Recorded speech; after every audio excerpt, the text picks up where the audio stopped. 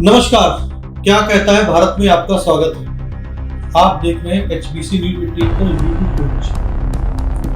आज हनुमान जयंती है।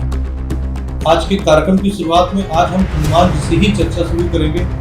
हनुमान जी की चर्चा इसलिए क्योंकि त्रेता युग में हनुमान जी ही ऐसे थे जिनकी वजह से भगवान राम ने लंका पर विजय प्राप्त की। और आज हनुमान जैसी ही जरूरत हिंदुस्तान को भी है। जो काम आज भारत की वायुसेना कर रही है, कभी अमेरिका, कभी सिंगापुर, कभी दुबई, कभी किसी और देश जा करके आज के युग की संजीवनी यानी कि ऑक्सीजन को लेकर के आना। हिंदू धर्म ग्रंथों के अनुसार हनुमान जी का जन्म चैत्र मास की पूर्णिमा में मंगलवार के दिन हुआ था। हनुमान जी की माता का नाम अंजनी और पिता का नाम केसरी था। हनुमान जी को संकट मोचन और पवन पुत्र के नाम से भी पुकारा जाता है।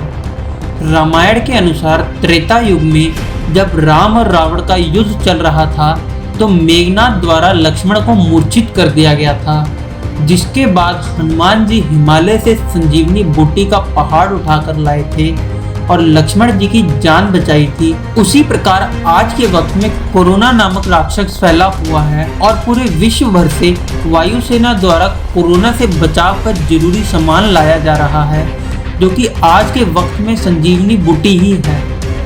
शादियां तो आपने बहुत सारी देखी होगी और आपने अटेंड भी की होगी।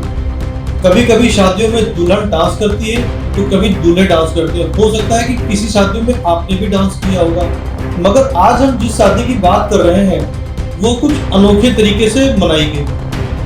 बात है रतलाम में मनाई गई एक शादी की, जहां पर दूल्हा कोरोना संक्रमित था और PPE किट पहनकर शादी में आया।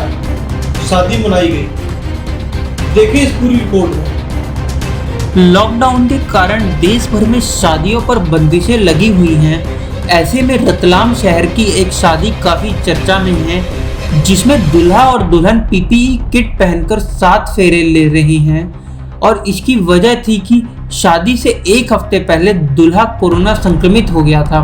यही नहीं, शादी रुकवाने पहुंची प्रशासन की टीम के सामने ही दूल्हा दुल्हन ने फेरे लिए और बुजुर्गों का आशीर्वाद प्राप्त किया।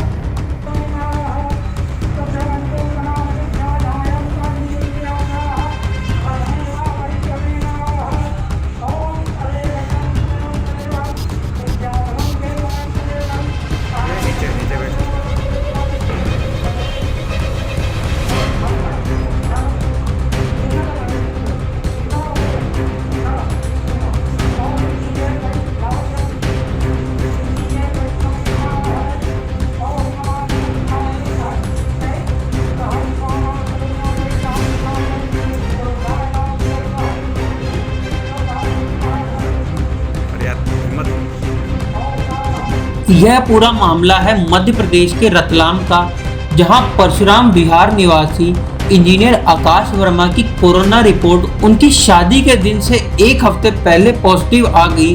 हालांकि परिवार वालों ने शादी न टालने का फैसला लिया।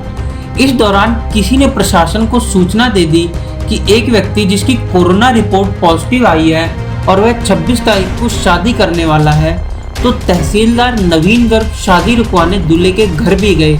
लेकिन परिजनों के आग्रह करने पर तहसीलदार ने अधिकारियों से बात की और कुछ शर्तों के साथ शादी करने की अनुमति परिवार वालों को मिल गई। यूं तो हर लड़के और लड़की की शादी में नए नए कपड़े, नए नए परिधान पहनने के अरमान होते हैं, मगर भगवान न करें कि किसी को इस तरीके से शादी करनी पड़े।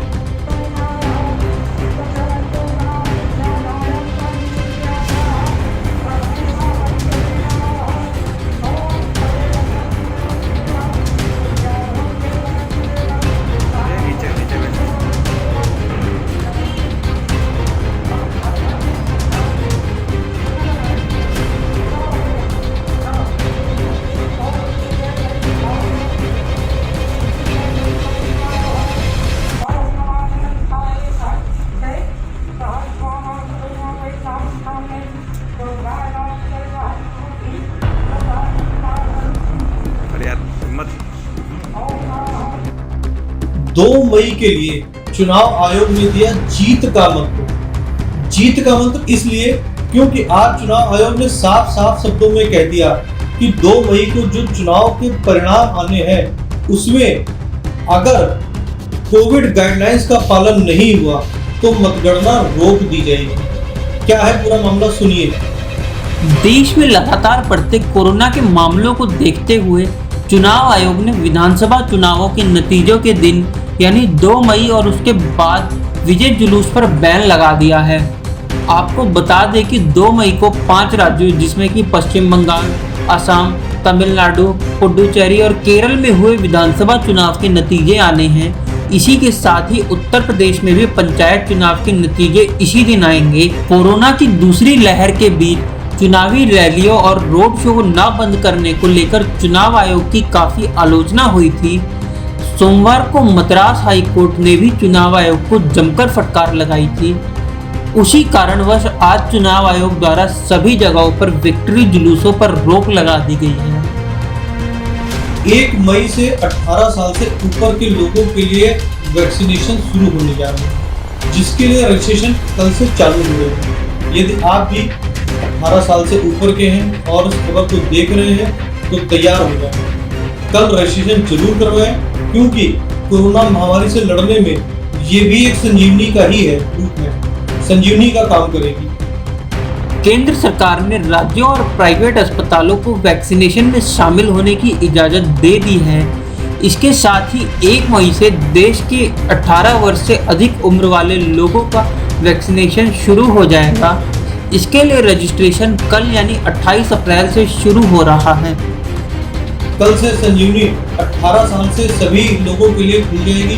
तो हमारी भी आपसे निवेदन है कि सभी लोग जो भी 18 साल से ऊपर के हैं रजिस्ट्रेशन कराएं और पूरी सरकार की सुविधा का लाभ लें।